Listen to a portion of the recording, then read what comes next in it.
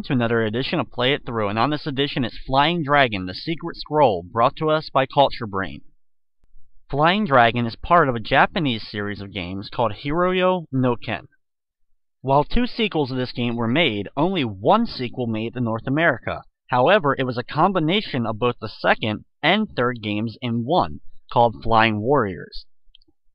Flying Dragon the Secret Scroll is a pretty unique game, and it's one of the first fighting games available for home consoles. And while it may not be perfect, it ends up being a pretty unique fighting system at that. So here we go with Flying Dragon the Secret Scroll for the NES.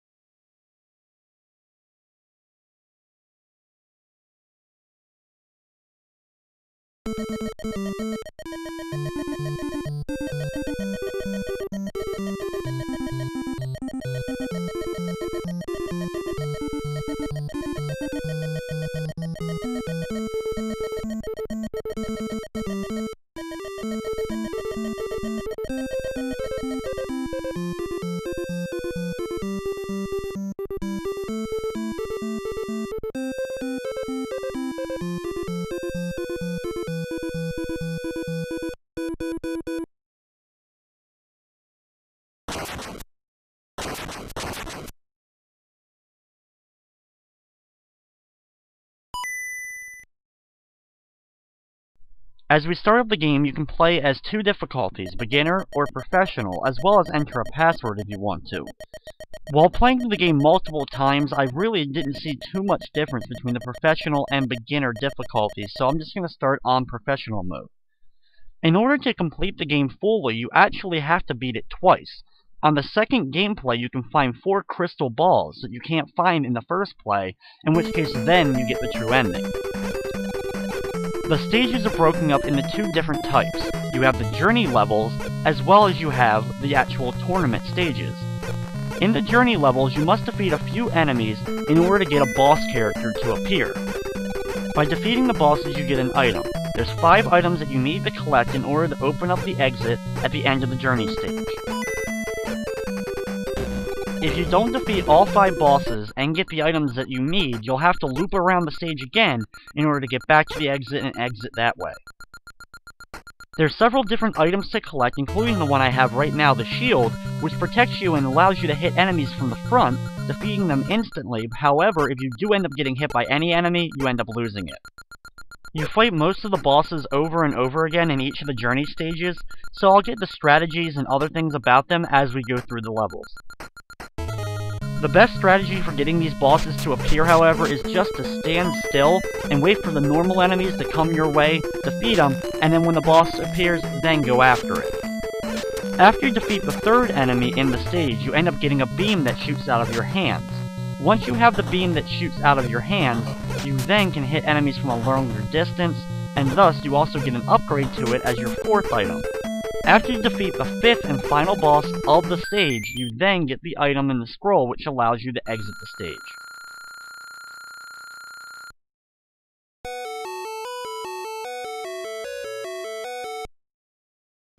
After completing the first journey level of the game, you then go through a long training stage.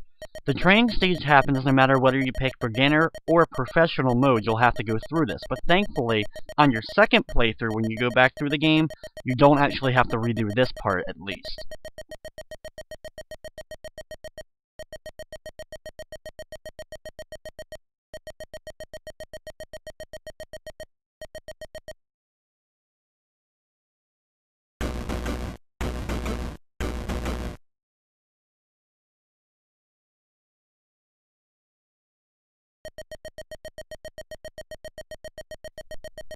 The controls are pretty basic for the training mode and for the fighting in the game in general.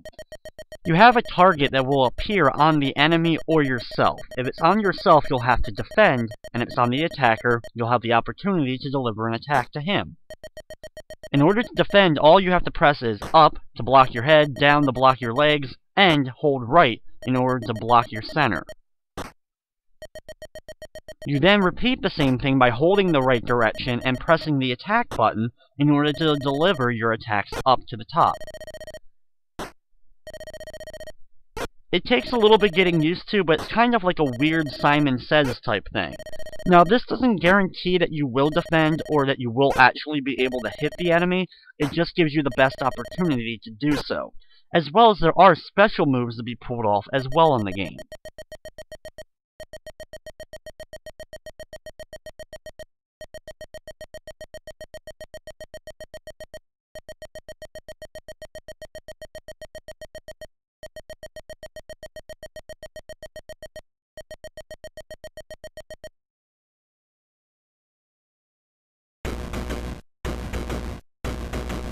After you get the basic controls down, you then go into a training match.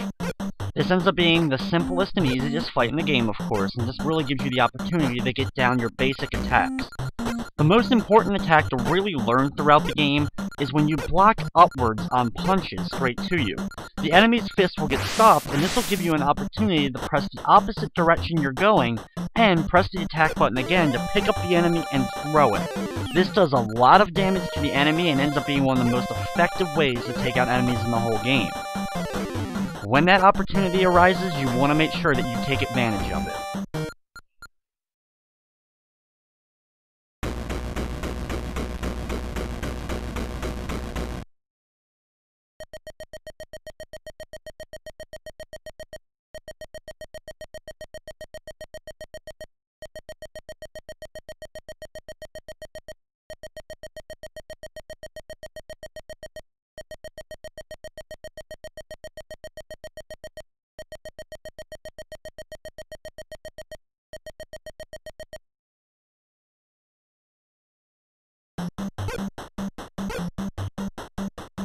After the first training battle, you're then told about the trick throw itself. You'll then be thrown into another training battle against the same guy. This battle is a little bit tougher, but he may give you a little bit more opportunity in order to use your special throw. The best thing to do though is when your KO meter is completely full, attack with both the A and B buttons to do the flying move where you'll fly backwards up into the air and do a spin kick to the enemy. If this lands, it can be really deadly and hurt the enemy a ton. On enemies that attack your legs, if you have the ability to duck and defend, do so and make sure you hold it down for an extra second in case he ends up doing a flying kick towards you. Sometimes if you defend low but then let go too quickly, the flying kick will still end up hitting you.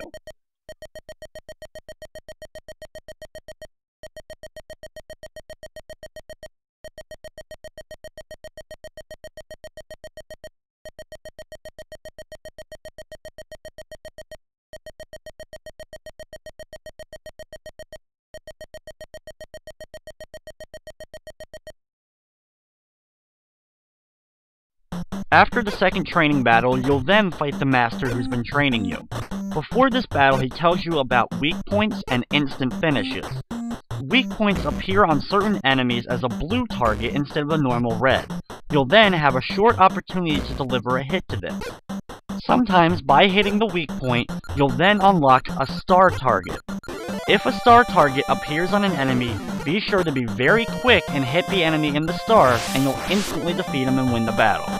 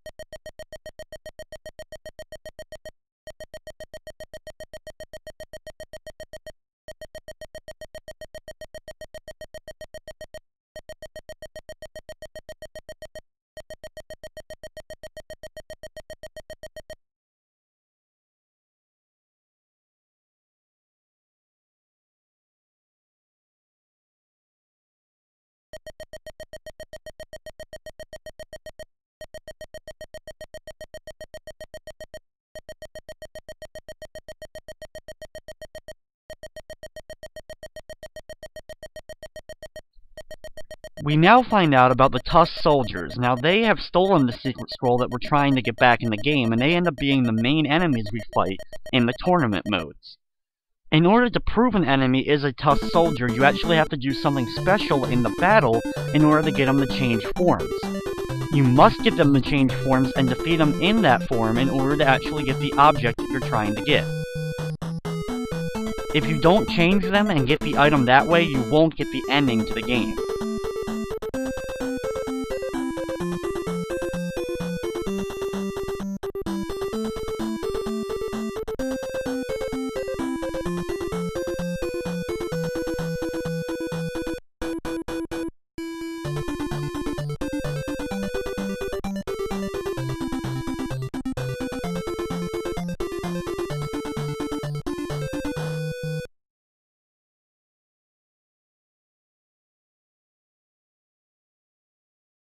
Next up is the second journey stage.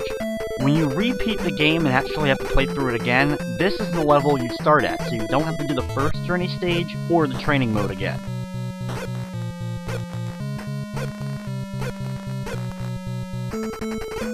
The first of the mini-bosses that you fight, the little girl, is actually really easy. Just go up to her and attack her with your normal attacks and she'll drop really fast. I actually end up finding the second one, the kind of Grim Reaper Jack-o'-lantern, even easier than the first one. He shoots out a skull that moves slowly across the screen but can only have one projectile at a time, so getting close and just hit him a couple of times and he'll drop. The weird one is the third one, the kind of like punker chick thing. Anyway, this one is pretty much the same deal as the ones we've already been fighting, because all you have to do is punch a few times and you'll end up getting the big wave beam that you can use. The fourth boss is this weird creature. It fires fireballs, and just like the other creatures, it can only have one blast on screen at once. So drop down and kind of get it into a corner stuck on one of the sides of the screen, and you can hit it a few times easily.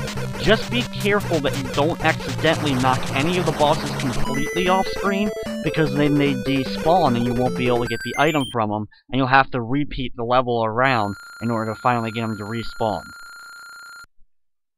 Once you get all the items, go through the door and it's time for the first tournament of the game.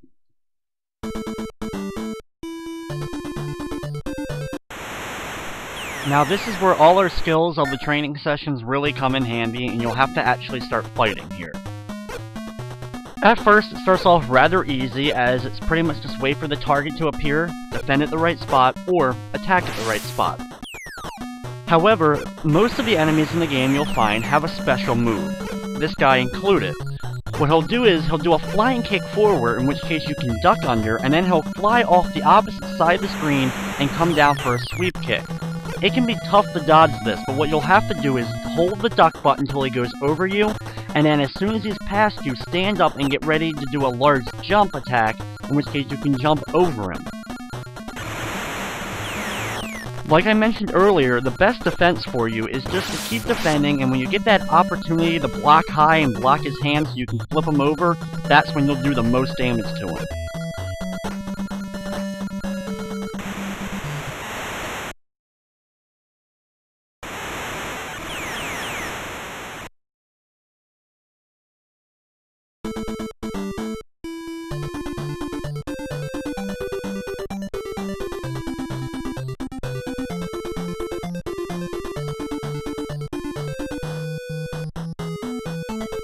Our second opponent is Min Min. Now she's a little bit tougher and faster than the previous opponent, so you'll have to get a little bit quicker with your button presses.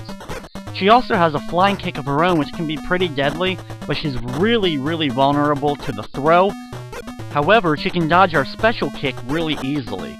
The Hiroyo no Ken, or the flying spin kick that we do, really won't work on her most of the time, and it'll end up missing a lot.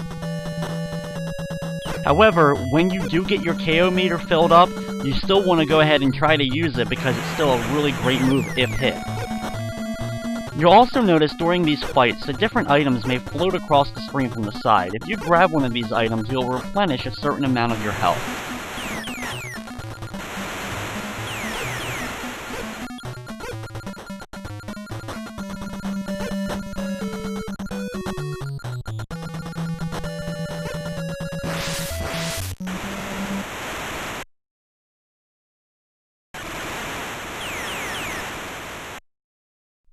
Once we take down Min Min, we're now in the finals of the first tournament. Our third opponent for the tournament is Jungle Targan. Jungle Targan is the first of the Tusk soldiers that we have to fight in the game. Like I mentioned earlier, you have to do something special to these bosses in order to actually get them to reveal their true form. They made it really easy for us though in this battle in order to reveal his true form. All you'll have to do is drain his health. When his health reaches 0, he'll change forms, and you'll have to then battle that form and drain its health as well. For the battle itself, it's really not too much more tricky than the other ones. He does move quicker once he actually transforms, but as in his normal form, his really only thing you have to deal with is his flying knee attack. And it ends up being a really easy move to dodge. All you have to do is hold down when you have one of the targets on your legs, and you'll be able to just duck completely under it.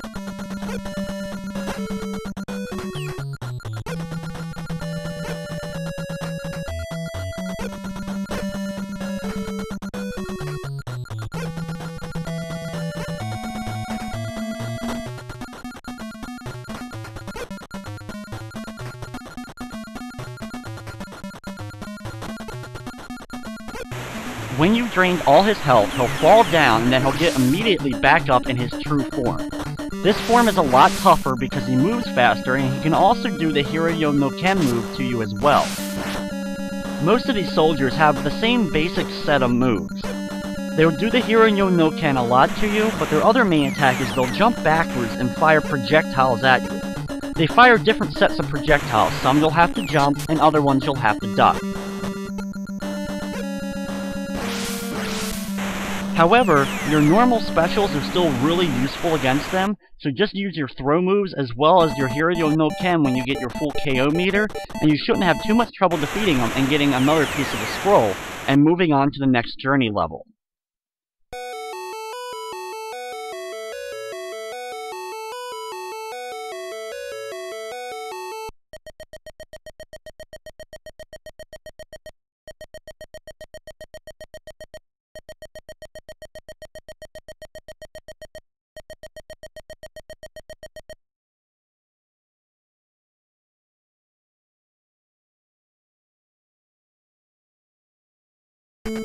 In the journey levels, there's a few items I mentioned earlier that you can find.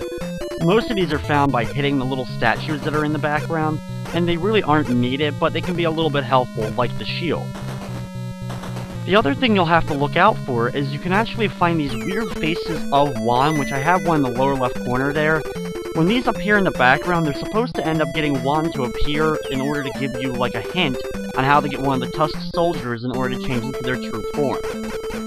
However, I don't always get the clue to appear for me, so I'm not sure exactly how that part of the game works. Now, while you don't need the items now, the statues are actually very important in the second quest, because hidden within them is the crystals that you need to find in order to get the true ending. This journey stage is pretty much the exact same thing as we've been dealing with, a little bit of platforming, just lots of normal enemies to take out, and then after a few of them you can take out a little boss enemy. The only thing you have to really worry about, though, is there is flying skulls, as you've been seeing, but they're very easy to dodge. Usually you'll only have to punch them or jump over them to avoid them. Since I didn't fight a lot of the bosses already, my job here is trying not to go through the whole level once again, so I'm trying to get all the bosses to spawn quickly near the exit here so I can get the items. Thankfully, once you get the wave beam, it becomes really easy just to do that because you can hit them from so far away. Like I said before though, in previous journey, be careful not to hit them too hard or you'll end up knocking them off screen.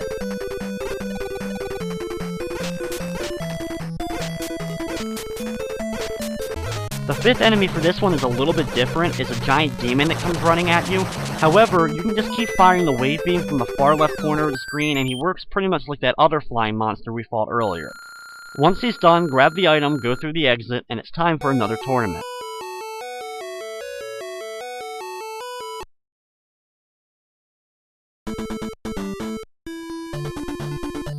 Our first opponent in the second tournament is a guy who I can only find his name as Talhead, and that's pretty much what he looks like. And being as big as he is, he actually moves rather quickly. Your biggest concern though when it comes to this guy is his grab move. Now, he'll do the grab move when he doesn't attack any other part of your body. If you're both just standing there still and no targets are appearing, it's most likely he's getting ready to do his grab. If you get caught by it, keep mashing the buttons and attacking, and you should be able to get out of it with a sweep kick. He also likes to do a flying knee attack over you, but just holding down the duck button, you'll be able to avoid it.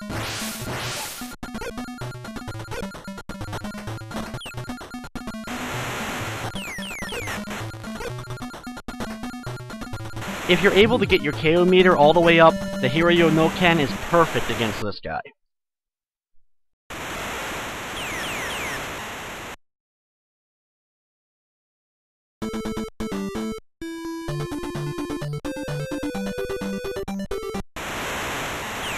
Our next opponent is Bruiser. Now this boxing type enemy is pretty much the same type of thing we've been dealing with. He bounces back and forth on his feet and he loves to throw multiple punches in a row. The throw against him really isn't too effective because he doesn't seem to let you have an opportunity to do it too often, as he does like a little uppercut instead, which you can't grab his arm and throw him with. Just be prepared to do a lot of blocking during this fight, and if the opportunity presents itself during the fight, be sure to hit him in his weak spot, as you may get an opportunity to take him instantly out.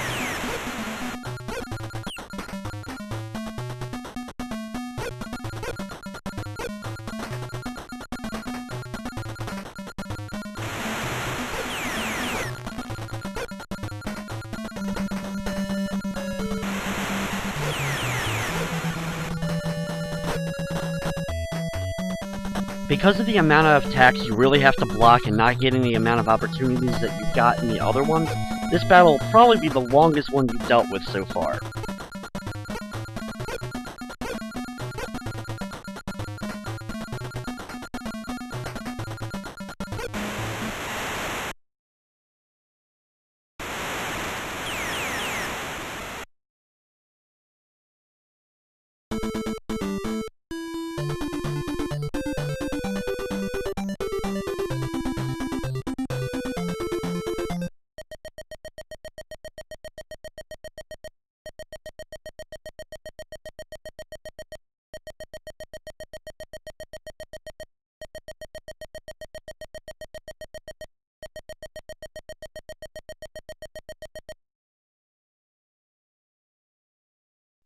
Our opponent for this round is Koku on side.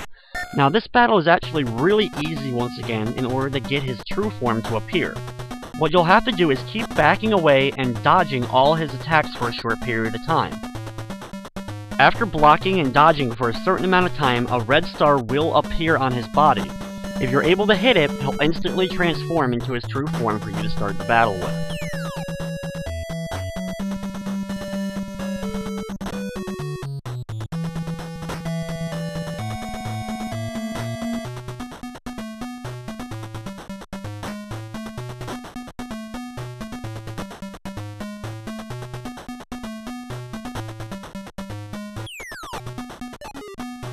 Once it appears, be sure to attack quick enough or else it may go away. Once he's in his true form, then you can just start wailing on him and attacking him like you would any of the normal enemies in the game. Whenever you have a red dot that will appear at your feet during this battle, be prepared to get ready to jump over a fireball that may come at the ground. If it appears on your head though, you're going to have to hold up as he's trying to do a drop kick to you. Just like the other Tusk soldier that we already fought, he does use the Hiryu no Ken against you, so be sure to dodge out of the way of it.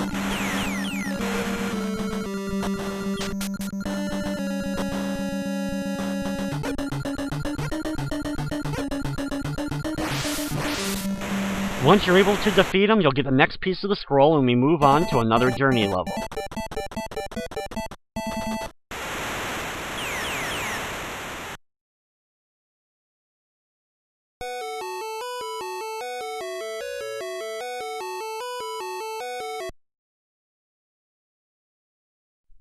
The journey level is pretty much just like the other ones. Start off by attacking a few enemies that are going to run towards you and dodge the skulls that may come flying as well. The bosses are pretty much the exact same ones we've already fought a few times, so you should have the patterns pretty much down.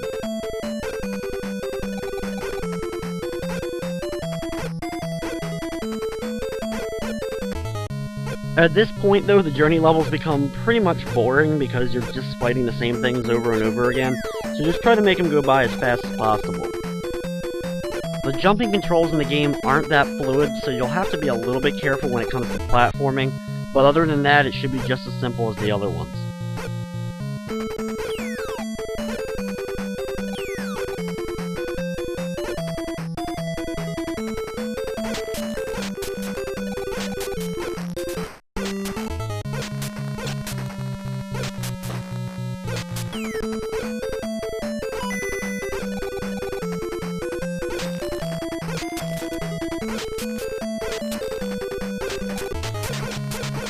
The fifth boss is the same one from 2 journeys ago.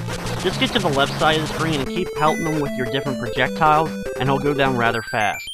Once you grab the item from him, go through the door and we move on to the next tournament.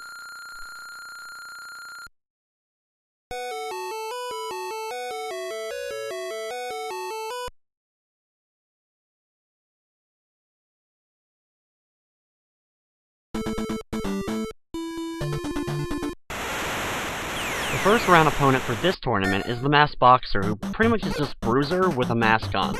He pretty much fights the exact same way. He may be a little bit more quick than him, however he's still pretty much the exact same boss. The good thing is, though, you will get a blue dot on him for his weak point every so often, so that'll give you a great chance to weaken it. And if you're lucky enough, like I was during this fight, you'll be able to get the star on him and instantly take him down with one blow. For the next round opponent, we have Beast. Now this guy looks exactly like the Towelhead guy, except this guy doesn't have the Towel. I guess that's really the only difference between them.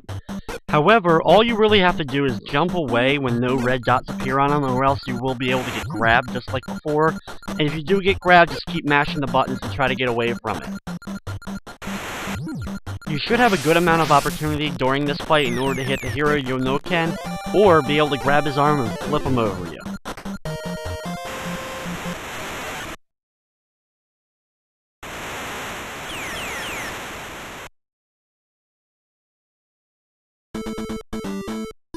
Our final opponent for this tournament is Litron. Now Litron is a little bit different looking than some of the other creatures we've already fought, and like the other ones that were the finals, he's the one who has to transform. This guy can be pretty tough to transform, because he seemingly doesn't like to do the move that you need him to do in order to get him to transform, and that's the grab move. He'll grab you just like any of the other guys have tried to throughout the game, and when he does so, you have to wiggle quick enough in order to get out of it, and he'll instantly transform. So just stand still and attack him a little bit if you must, and just keep trying to bait him in order for him to actually do his move. When he goes on top of the ropes and starts walking back and forth, he'll stop for a quick second and then do a jumping attack towards you. What you'll have to do is jump backwards the opposite direction to try to avoid getting hit by it.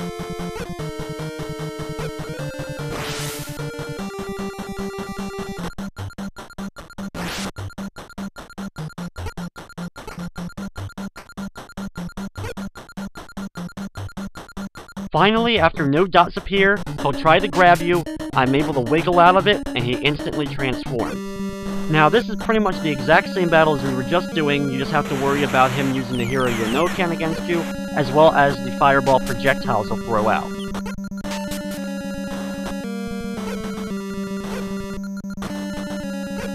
This guy's probably the toughest Tusk soldier that we fought so far, so you're gonna have to do a lot of dodging to get your attacks in order to hit him. If you are lucky enough to hit the hero Yonoken, as you can see, it does a lot of damage to this guy, just like everyone else.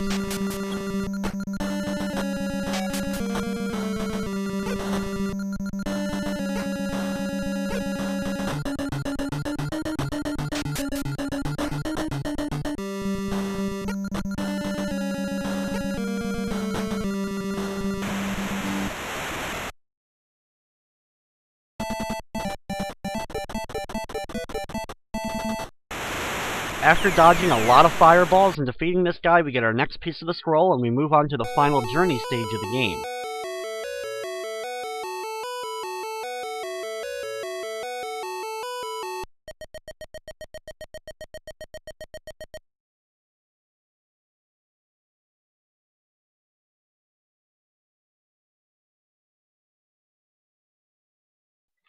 This journey stage is pretty much just like the rest, except the enemies that you're going to be fighting in it, the bosses, are a little bit more challenging, I guess. You don't have the little girl enemy at first, instead you start off with the Grim Reaper type guy.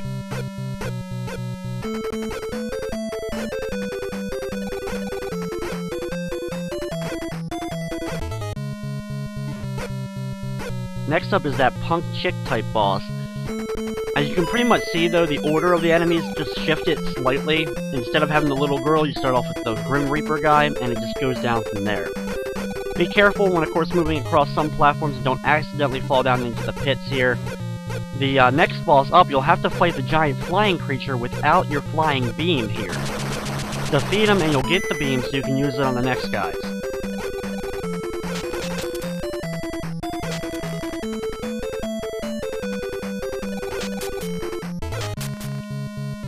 Next up, you'll have the Venus Flytrap boss at the bottom of the screen here, so I'll have to wait for him to jump up to me so I can actually attack him.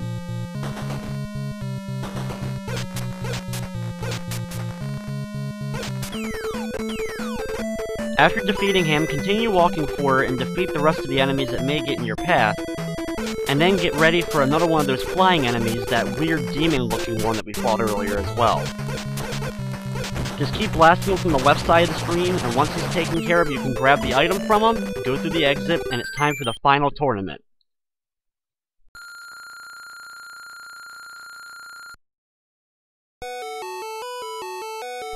The final tournament of the game is actually 2 tournaments in one. You start off with the simple bracket that we've already seen, but once you defeat that, you'll actually go to a secondary bracket that's the exact same length. So you actually have 6 fights to go through, as well as 2 of the enemies that you have to transform. Our first opponent in this tournament is Thorngram. Now he's a kickboxer that's pretty easy to deal with. He doesn't move as fast as some of the later enemies we've already been dealing with, and you can do a lot of blocks to him and be able to grab his arm and throw him over your shoulder.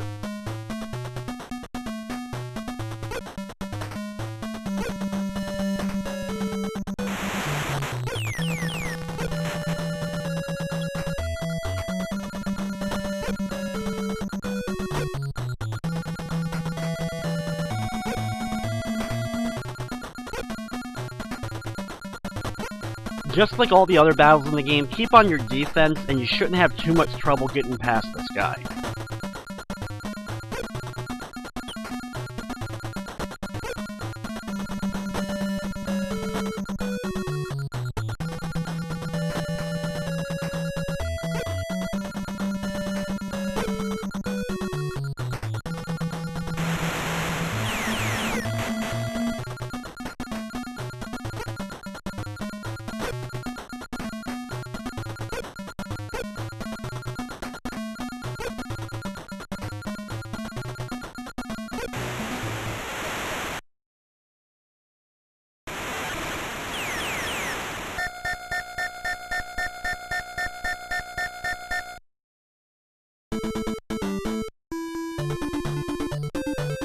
Next up is Mugan Shiro.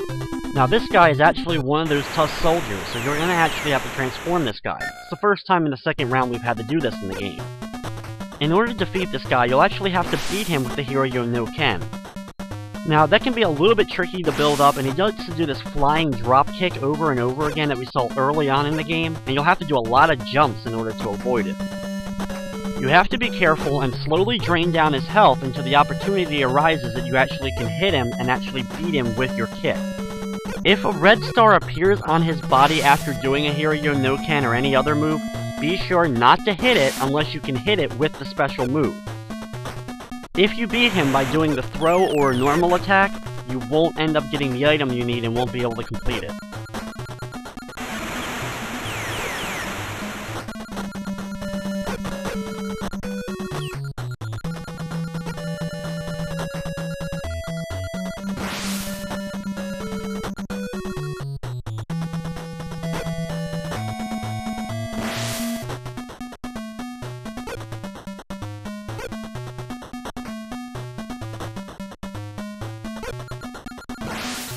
When you get enough of your attack and you can hit him with it, deplete all his health with the Hiryu no Ken and he'll transform into the soldier form. Just like all the other ones, there's a lot of projectiles that are going to be coming your way, so get ready to duck and dodge as much as you can, and slowly start working on them. Thankfully, you don't have to do anything special in this form, so just attack them like always, throw them when you can, and hit the special moves if you need to.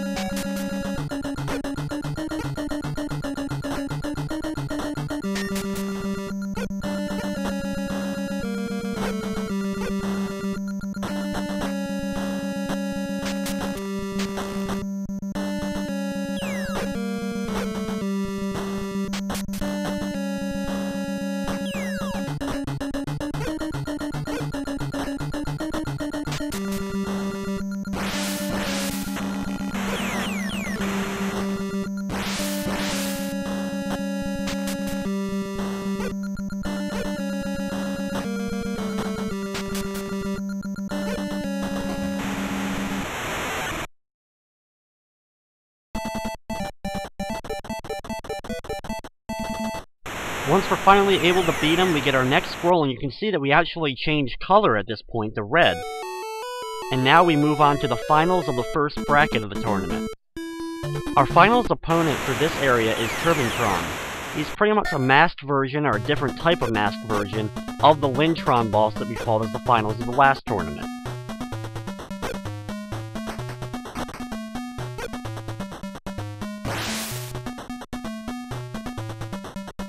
This guy has the same fight pattern as Litron, so as long as you can dodge that move when he runs across the ropes on top and jumps towards you, you shouldn't have too much trouble.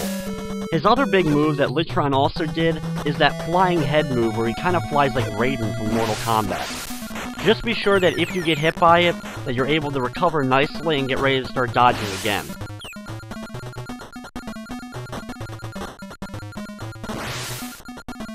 If you're lucky enough during this fight, I usually can get the red star to appear, especially after hitting a Hero no Ken against him.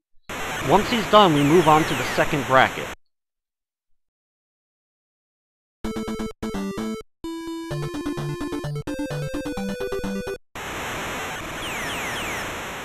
Our next opponent in the first one of the next round is Demon Kabuki.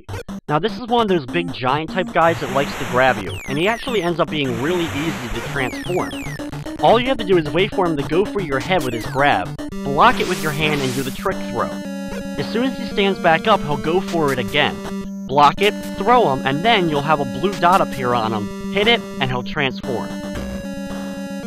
If for some reason you miss both trick throws, or you end up missing the blue dot on him and a red star appears, be sure not to hit the red star because you don't want to kill him before you're able to get him to transform.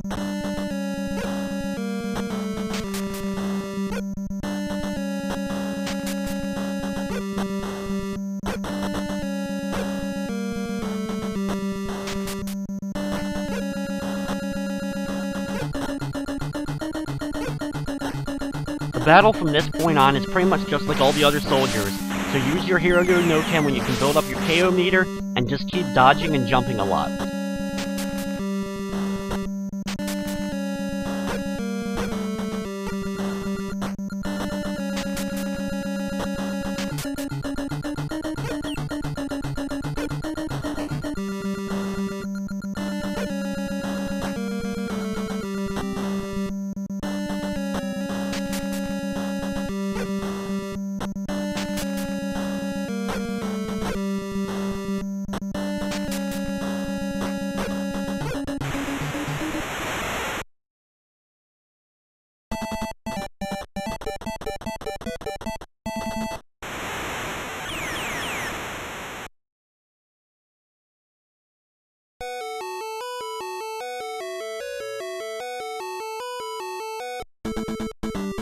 Our next opponent is basically Bruiser 2.0. He fights the exact same, and we don't have to worry about transforming him, thankfully.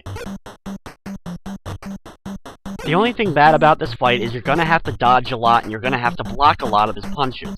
You won't get too many opportunities to throw him, so just work on building up your KO meter if you can, and delivering Hero no Kens, or just slowly drain his health with the little tiny hits.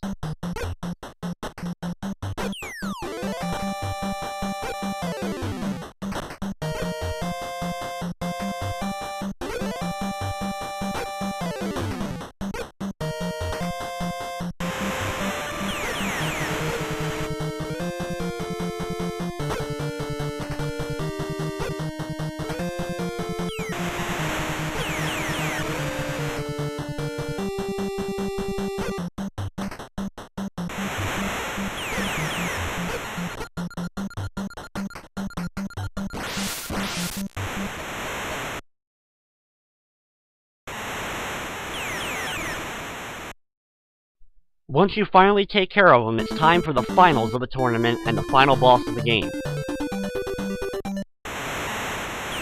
The final opponent is Dargon, the leader of the Tusk soldiers.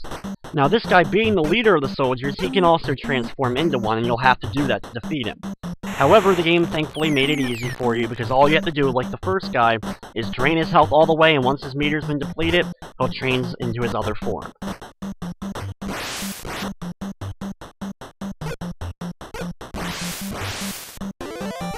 Even though this is the final boss battle of the game, it ends up being no more difficult than some of the ones we've already dealt with. Yes, he's pretty quick, but he also does the same exact moves we've already been dealing with. So you just have to get used to dodging as well as blocking a lot, and be sure to utilize those throws because they will drain his health fast.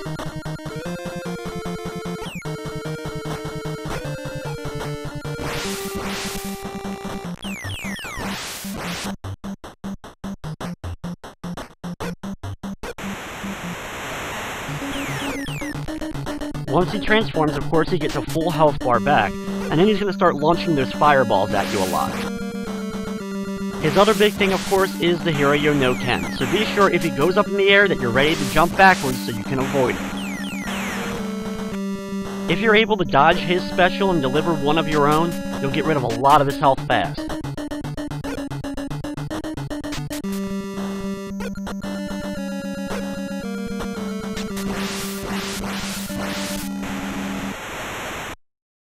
Once you knock him down, you can enjoy the first ending, the Flying Dragon, the Secret Scroll.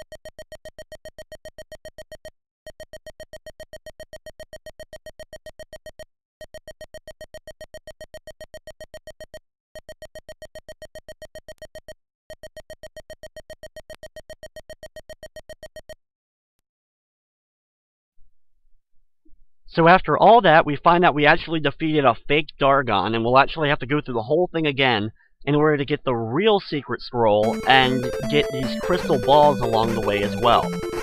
Now for the second playthrough, it's the exact same game, so all I'm going to do is show you where the crystal ball locations are during the journey parts, and then I'm going to fast forward past the actual tournaments until the very end, because it's the exact same fights and same strategies as you used in the first playthrough.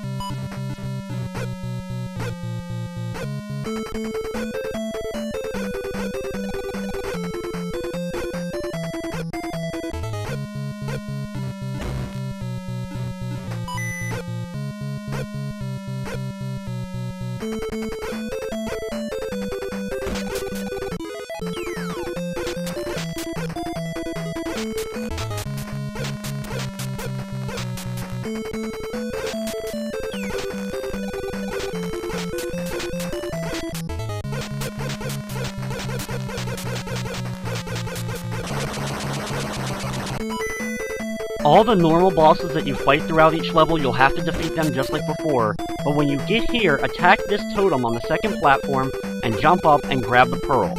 You can see in the upper right corner we now have one of the 4 crystal balls that we need to collect.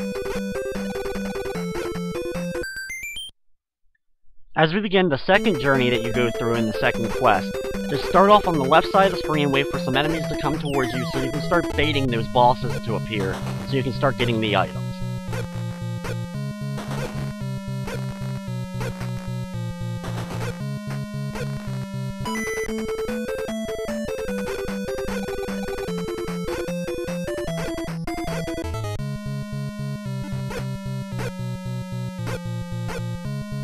Thankfully, the crystal ball is located pretty early on. In the first totem located up here on the left side of the platform, attack it, grab the crystal ball, and then start moving your way towards the end of the level.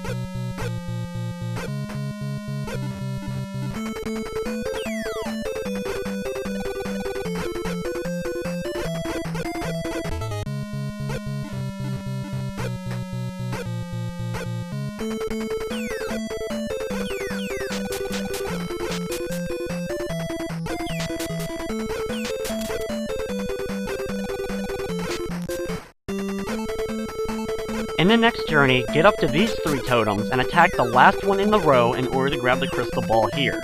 We now have 3 of the crystal balls and only need 1 more in the final journey in order to actually get the true ending.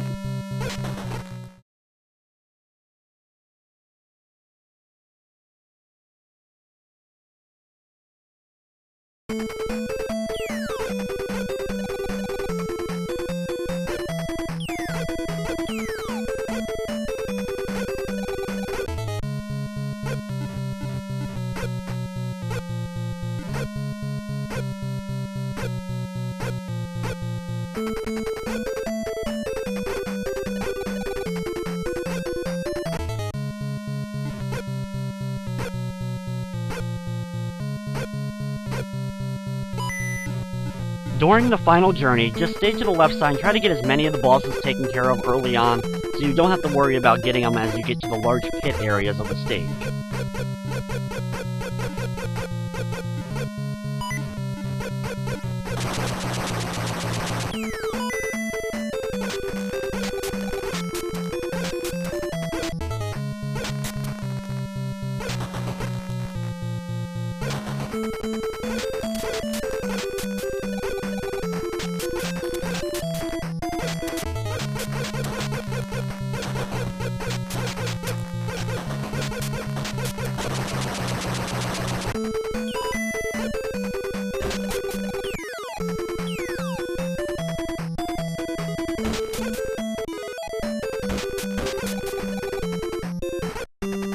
The 4th crystal ball is easily the most annoying to get, because actually sometimes it doesn't appear when you attack the totem. The totem I'm standing right next to is the one that has it. Be sure to hit it and then jump up and you'll be able to grab the crystal ball, in which case we now have all 4 of them and can complete the game.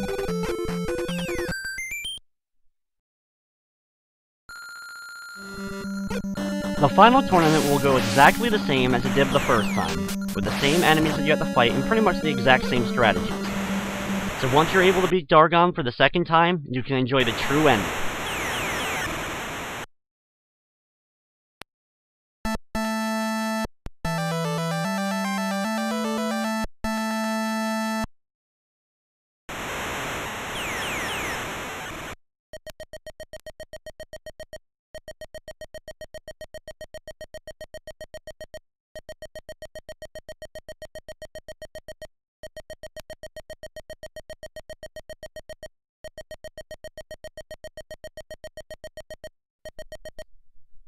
And there you have it. That's the true ending. It's not very much different than the ending from the first time through, and there really isn't any change in that second quest other than, of course, to lengthen the game a little bit and give you something extra to do once you complete the game already. Overall, though, Flying Dragon may not be a stellar game or that memorable, but for those who are fans of video games, especially the fighting genre, it's interesting to go back and play a game like this because you get to see where the fighting genre really started and how far it's come today. And with that, that's going to wrap up this edition of Play It Through. I'd like to thank you for watching, and of course, I hope you enjoyed.